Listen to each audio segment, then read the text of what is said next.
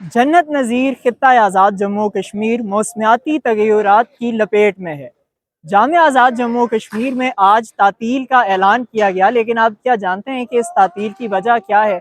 इस तातील की वजह क्लाइमेट चेंज से उसी तरह जुड़ी है कि जैसे जब हम देख रहे हैं कि आज़ाद कश्मीर की बात की जाए तो आज़ाद जम्मू कश्मीर भर में क्लाउड बर्स्ट और जो क्लाइमेट चेंज है उसके असरात नुमाया होने शुरू हो चुके हैं। और गुज़िश्ता शब दारुल हुकूमत मुज़फ़्फ़राबाद में तूफ़ानी आंधी के बायस जामिया कश्मीर में जो पार्किंग एरिया था बसेस का उसको शदीद नुकसान पहुंचा और उसी के बायस जो है बसेस आज अवेलेबल नहीं थी, जिसके बायस जामिया कश्मीर में तातील का ऐलान किया गया। और हम आपको अपनी इस तमाम जो फुटेज है उसमें दिखाएंगे कि कैसे जो है यहाँ पर कितना नुकसान हुआ। और जामिया कश्मीर का जो पार्किंग एरिया था उसके साथ साथ हमने देखा कि बसेस को भी नुकसान पहुंचा है और बसेस के शीशे हमें टूटे दिखाई दिए।